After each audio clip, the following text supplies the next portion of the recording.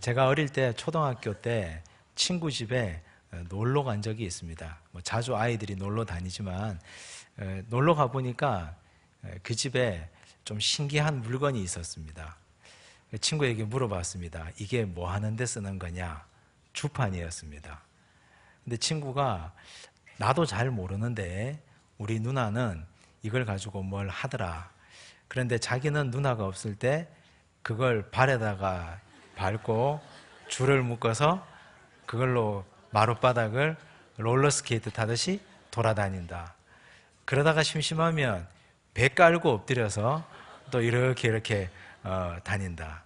해보라고 그래서 제가 해봤습니다. 2개가 있길래 2개를 가지고 마룻바닥에서 롤러스케이트를 만들어 타기도 하고 배 깔고 엎드려서 다니기도 하고 너무너무 재미있었습니다. 근데 그러다가 하나가 망가졌어요. 아유, 큰일 났다. 그러고 있는데 친구 누나가 왔어요. 고등학생 누나인데 오니까 기가 막힐 거 아닙니까? 누나가 하는 건데 하나가 망가져 있고 동생하고 동생 친구가 와서 그러고 있으니까 혼내더니 이리 앉아보라고 하더니 이 물건은 그렇게 가지고 노는 게 아니고 이렇게 하는 거다 하면서 쫙 하더라고요. 그러더니 막 계산을 하는데 저는 그때 깜짝 놀랐습니다. 야, 이걸로 10만 단위 계산이 가능하구나. 더하기도 가능하고 빼기도 하고 곱하기도 하고 뭐 못하는 게 없더라고요. 그래서 제가 거기서 은혜를 받았습니다. 그래서 집에 와서 엄마에게 나 이거 추산학원에 보내달라고 막 때를 쓴 적이 있습니다. 지금 와서 생각해 보니까 이 물건이 주인을 잘못 만나가지고 원래 주인이 그 누나인데 누나가 오기 전에 말도 안 되는 아이들이 그걸 가지고 놀고 장난을 치니까 물건이 망가지고 물건이 원래의 용도대로 사용되지 않았구나. 원래 이 물건이 원래의 의도대로 사용되기 위해서는 주인을 잘 만나야 되는구나. 그런 생각을 합니다. 주방기구도 마찬가지죠. 혼수로 아무리 비싼 냄비 사주면 뭐합니까? 이걸 하는 불을 다루는 사람이 초보인데 다 그슬러 먹고 다 태워 먹을 것 아닙니까? 주방기구도 또 좋은 숙련된 사람의 손에 가져가야 임자 만나서 잘 사용할 수 있는 법입니다.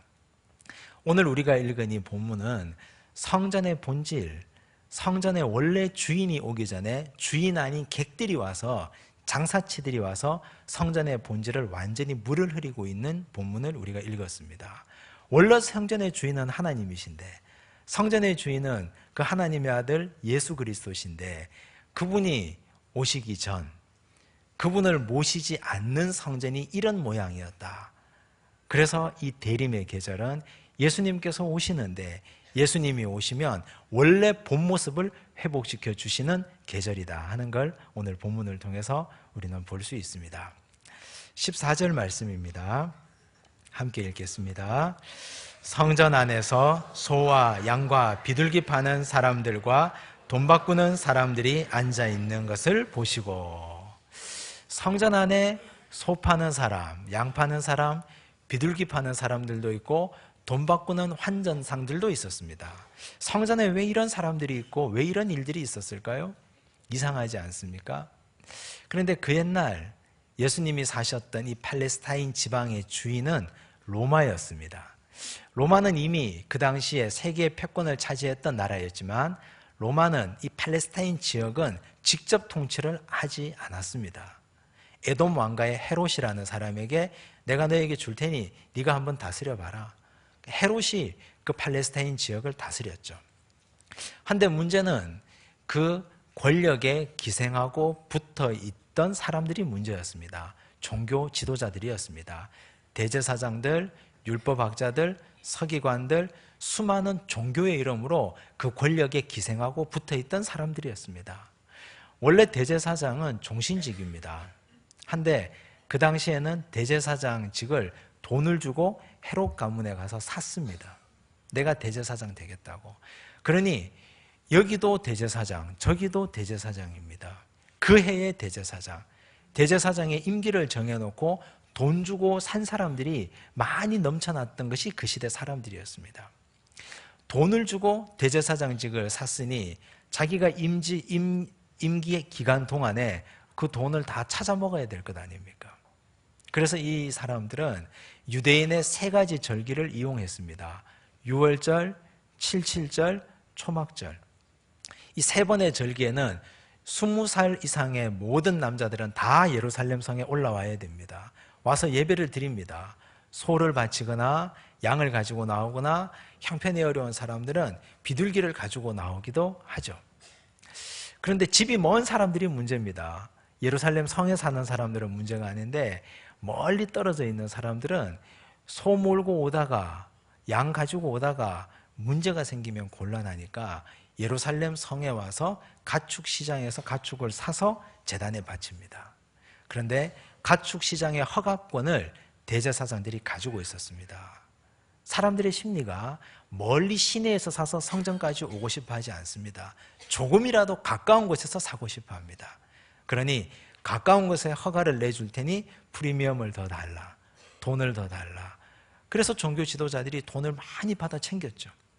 점점 더 가까이 오다가 성전 문 앞까지 왔습니다. 어느 사람이 왔습니다. 이제 우리가 성전 안에다가 시장을 낼 테니 돈을 이만큼 왕창 주겠습니다. 그래, 그러하라고. 돈을 왕창 받고 이제 성전 뜰까지 개방했습니다. 와서 짐승을 사고 파는 일이 생겼습니다.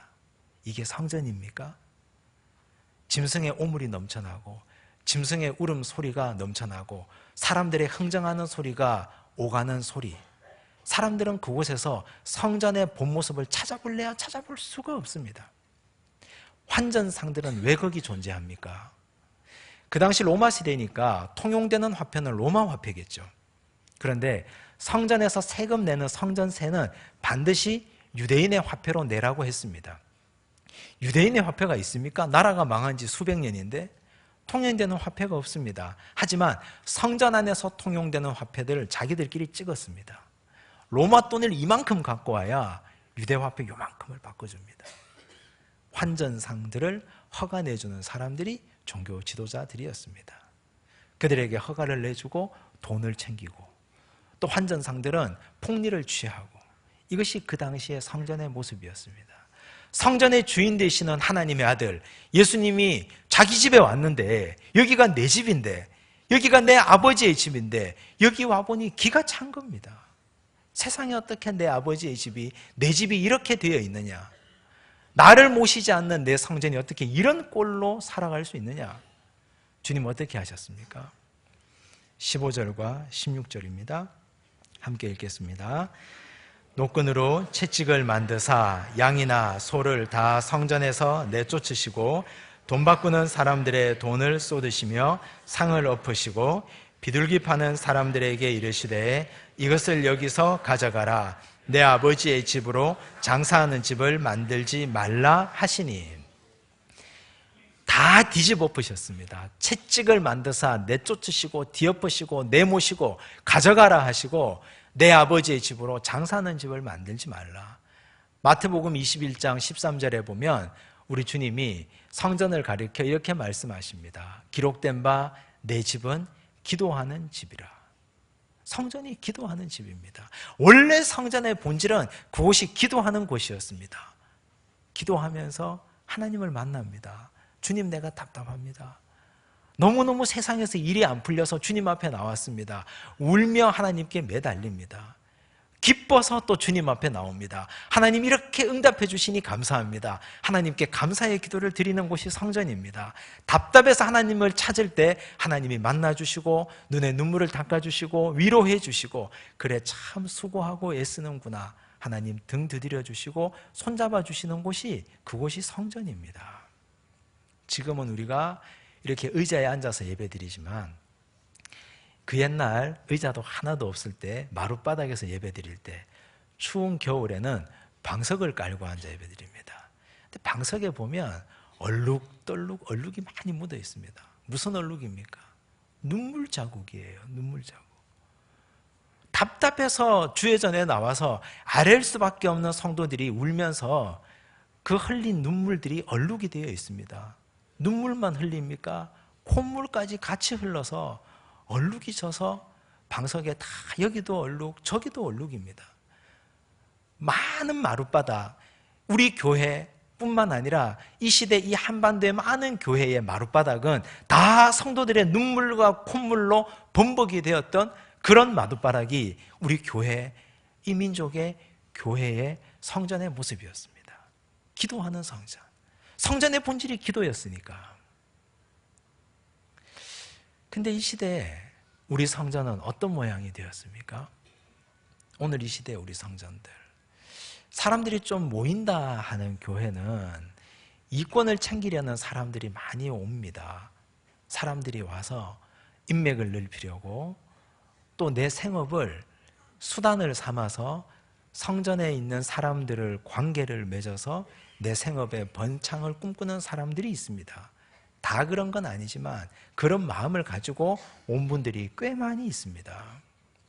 성전에서 장사를 하거나 성전에서 내 유익을 추구하거나 성전에서 성도의 교제라는 미명하에 내 생업의 확장과 내 인맥을 확장하려는 사람들이 많이 있습니다.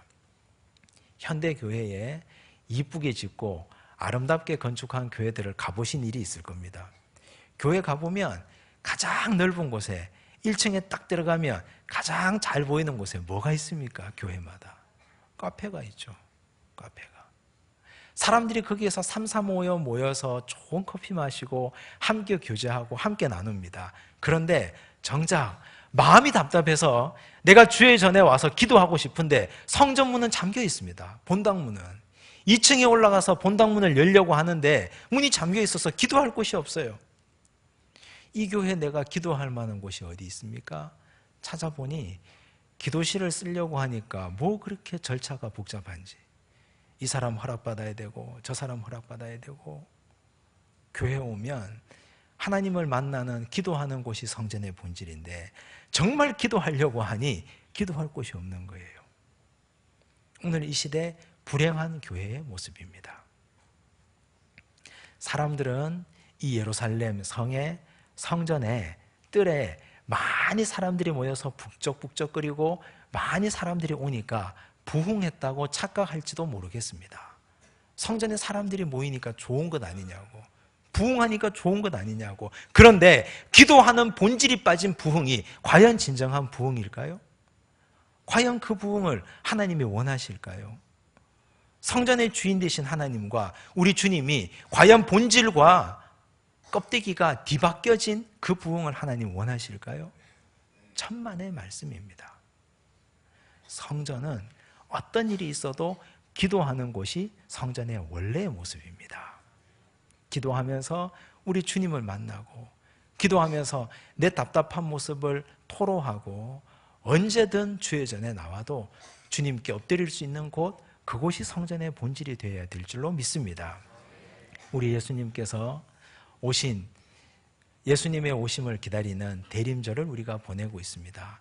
예수님의 오심을 기다리는데 주님의 주인 되시는 이 성전을 우리는 어떻게 생각하고 어떻게 청소하고 있는지, 어떻게 성전의 본질을 주님 앞에 회복시켜 드리고 있는지 오늘 우리 모습을 돌아볼 수 있기를 바랍니다. 주님 오셔서 그래, 이 교회는 정말 교회의 성전의 본질에 걸맞는 기도하는 곳이로구나, 기도하는 이 성전 내가 자정하고 함께 기도하자꾸나, 나는 너의 답답함에 눈물을 닦아주고 너를 위로하러 이 곳에 왔노라 하시는 은혜가 우리에게 있기를 간절히 바랍니다. 예수님께서 청소를 하신다 하는 건 어떤 의미일까? 청소를 할 때는 희망이 있기 때문에 청소를 하는 거죠. 집에서 쓰지 않던 곳을 다 뒤집고 청소하고 거기에 모아두었던 걸 다 버리고 할 때는 이걸 사용하겠다는 겁니다. 이 방을 3년 동안 묵혀뒀다가 이제 사용하겠다. 그때 청소를 하는 거죠. 더러워진 옷을 세탁을 하는 이유도 세탁해서 내가 입으려고 세탁을 하는 겁니다. 그렇지 않으려면 그냥 버려버리죠. 주님께서 성전을 다 청소하고 뒤집어 놓으신 이유는 희망이 있기 때문입니다. 청소해서 내가 다시 쓰겠다. 오늘 이 시대에 교회가 세상 언론들의 많은 비난을 받습니다.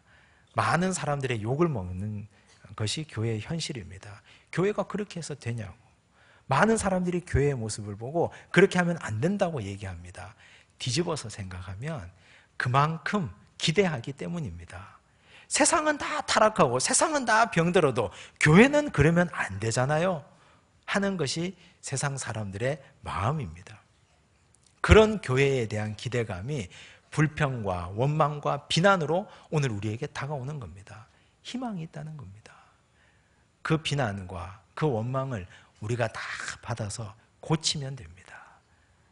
교회의 본질, 원래 성전의 본질, 원래 하나님께서 원하셨던 그 본질은 내 아버지의 집이니 기도하라 하는 그 본질을 우리가 잘 회복시키면 세상 사람들에게 우리가 받던 비난도 찬송과 영광과 기쁨으로 바뀌어지리라 믿습니다.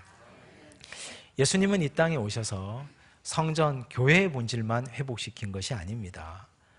원래 예수님께서 이 땅에 오셔서는 모든 세상의 주인 되심으로 우리 가정에도 오시고 내 마음 중심에도 오셨습니다. 가정은 하나님께서 에덴을 창조하시고 에덴이 낙원인데 에덴 안에 또 다른 가정 공동체, 작은 낙원을 하나님이 창조하셨습니다. 하나님이 창조하신 가정, 아담과 하와가 사는 이 가정은 작은 천국입니다. 천국의 중심은 사랑이죠. 사랑의 본질이 주님이죠. 주님을 모신 가정은 사랑으로 충만해야 됩니다. 물질이 있건 물질이 없건.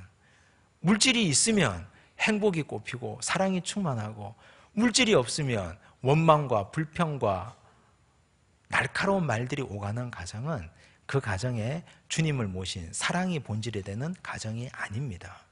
참 슬픈 것은 삼식이라는 말 아시죠? 삼식이가 뭡니까? 삼식이가 뭐예요? 그걸 잘 아시네요. 제가 찾아봤어요. 검색을 해보니까 사전에, 인터넷에, 포털의 사전에 2013년 7월에 등록이 되어 있습니다. 일찍 은퇴하고 하루 세 끼를 꼬박꼬박 집에서 챙겨 먹는 남자를 일컫는 말, 이렇게 되어 있어요. 너무너무 슬픈 말입니다. 3살짜리 아이도 이게 사전에 등재되어 있다는 말은 이미 언어의 사회화가 일어나서 이 사회 사람들은 삼식이 하면 그렇게 알아듣는 거예요. 그런데 내 남편이, 우리 아버지가 평생 동안 일터에서 열심히, 뼈 빠지게 열심히 일했는데 이제 직장 떨어지고 이제 명예퇴직하고 집에서 하루 세 끼 먹는데 그걸 삼식이라고 비난받고 조롱받아야 되겠습니까? 그렇게 우리가 우스갯소리로 하는 말이라고 해서 그런 말로 희화화시키고 그렇게 우리 어른을, 내 남편을 그렇게 불러서 되겠습니까? 평생 동안 자식밖에 모르고 평생 동안 가족밖에 모르고 이 가족 위해서 내가 헌신하고 희생하고 내가 땀 흘렸는데, 그런데 이제 물질 좀 못 보러 온다고 가정에서 하루 세 끼 먹는 거, 그거 눈치 보고 밖으로 나가야 되겠습니까? 그걸 보편적 정서로 오늘 이 시대 사람들이 받아들인다는 것 자체가 이미 우리에게는 슬픈 일이고, 이미 우리에게는 가정의 중심이 사랑이 아니라는 걸 여실하게 보여주는 증거입니다. 돈 좀 못 벌어 오면 어떻습니까? 내 남편 우리 집에서 따뜻한 하루 세 끼 식사 챙겨주는 게 그게 그렇게 힘들고 어려운 일이라면 이미 우리 가정에는 사랑이라는 건 찾아볼래야 찾아볼 수가 없게 된 겁니다. 가정에 입시를 앞둔 자녀가 있으면 왕입니다. 자녀가 왕이에요. 사춘기에다가 입시까지 앞두고 있으면 모든 식구들은 그 자녀를 중심으로 그 가정이 돌아갑니다. 나 오늘 피곤해서 교회 못 가겠어. 그래 교회 가지 마. 너 신앙생활 나중에 좋은 대학 가서 그때부터 열심히 해도 된다.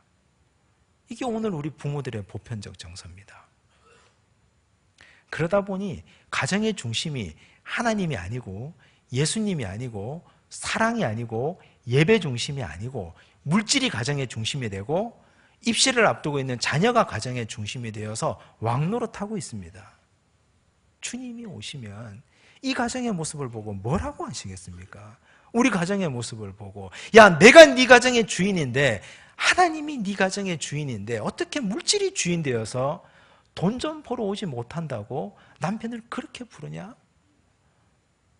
어떻게 내가 주인인데 자식 주인 되어서 입시 앞두고 있는 자식을 왕처럼 그렇게 떠받들고 살고 있느냐? 한마디 책망도 못하는 부모가 과연 부모라고 할 수 있느냐? 주님 우리에게 그렇게 책망하실 겁니다. 우리 자신에게는 어떻습니까? 우리 주님이 내 마음에 오시기 전, 우리 주님이 내 마음에 좌정하시기 전의 상태를 창세기 1장 2절은 세 단어로 표현합니다. 혼돈, 공허, 흑암이 깊음 위에 있음. 혼돈과 공허와 흑암으로 표현합니다. 혼돈은 뒤죽박죽이라는 말이죠. 앞뒤가 섞여서 무엇이 선이고 무엇이 후인지 모르는 상태가 혼돈입니다. 공허는 채워도 채워지지 않는 상태, 먹어도 배부르지 않는 상태가 공허입니다. 아무리 가져도 더 가져야 될 것 같고, 아무리 가져도 허기진 상태, 흑암, 캄캄한 상태죠. 주인 되신 주님이 내 마음에 임하기 전에는 나는 그런 상태였습니다.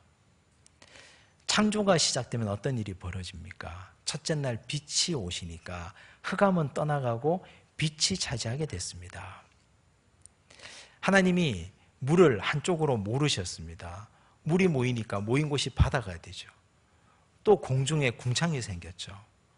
묻이 드러났죠. 물에는 물고기를 채우셨습니다. 땅에는 각종 열매 맺는 과목을 주님이 심어주셨습니다. 저 하늘 공중에는 공중나는 새들을 하나님이 창조해 주셨습니다. 동물들, 식물들이 넘쳐났습니다. 사람이 창조의 주인이 되었습니다. 질서가 생겼죠. 바다에는 물고기, 하늘에는 새, 땅에는 식물들, 동물들. 혼돈에서 질서가 생겼습니다. 원래 하나님이 오시면 질서가 생깁니다. 내 마음에 주님이 계실 때는 우리는 앞뒤 좌우 분간하지 못하는 좌충우돌의 인생이 아니라 예배 중심, 말씀 중심, 기도 중심, 하나님 중심이라는 질서를 가지고 살아가는 사람들입니다.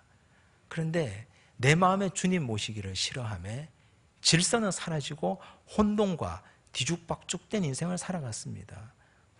물질 쫓아 살고, 사람 쫓아 살고, 부를 쫓아 살고, 명예를 쫓아 살았습니다. 내 마음에 주님이 계시면 우리는 가득 찬 인생을 살게 됩니다. 풍족한 인생, 풍부한 인생을 살게 됩니다. 그런데 주님이 없는 인생은 채워도 공허한 인생이 됩니다. 내 마음에 주님이 오시면 빛된 인생으로 어둠이 물러가고 죄는 떠나가게 됩니다. 오늘 내 인생의 주인 되신 우리 예수님께서 지금 이 대림의 계절에 나를 찾아오셔서 마음을 보시고 뭐라고 하시겠습니까? 그래, 너는 원래 창조의 목적대로 질서 있는 인생을 살고 있구나. 너는 가득 찬 충만한 인생을 살고 있구나. 어둠이 떠나간 빛으로 가득한 아름다운 인생을 살고 있구나. 칭찬할 수 있기를 바랍니다. 그렇지 않다면 좌우가 뒤바뀐 혼돈된 인생, 또 우리가 공허한 인생, 어둠 속의 인생을 살고 있다면 주님이 내 마음을 청소하실 겁니다. 다 내쫓으시고 다 멸하시고, 여기 이 자리는 내가 좌정해야 되는 자리인데 왜 혼돈이 있고 왜 어둠이 있고 왜 공허가 있느냐, 우리를 책망하실 겁니다. 이 대림의 계절에 우리는 주님께서 오신 목적을 분명히 깨달으시기를 바랍니다.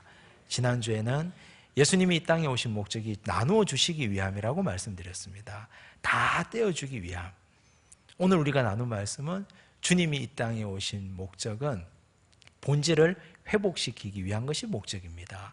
성전의 본질, 기도하는 본질을 회복시켜 주시고, 가정의 본질, 사랑을 회복시켜 주시고, 내 인생의 본질, 질서와 가득 참과 빛을 회복시켜 주러 오신 우리 주님을 기대하시고 마음껏 주님을 맞아들이시는 은혜의 시간들 되시기를 바랍니다. 기도하겠습니다. 하나님 아버지, 감사합니다. 대림의 시간을 주님 앞에서 보냅니다. 예수님의 오심을 기대하며 소망하며 보내는데 정작 주님께서 오시면 우리 교회를 보고 뭐라고 말씀하실지, 정말 주님께서 오시면 우리 가정을 보고 무엇라 말씀하실지, 정말 주님 오시면 내 마음을 보고 주님 무엇라 하실지 심히 두렵습니다. 주님, 우리 교회의 본질이 기도하는 교회 되게 하여 주옵소서. 우리 가정의 본질이 사랑하는 가정 되게 하여 주옵소서. 주님, 내 마음의 본질은 질서와 가득 채움과 빛이 되게 하여 주옵소서. 그리하여 주님께서 보시고 기뻐하시고 행복해 하시는 이 아름다운 성탄의 계절들 되게 하여 주옵소서. 예수님 이름으로 기도드리옵나이다. 아멘.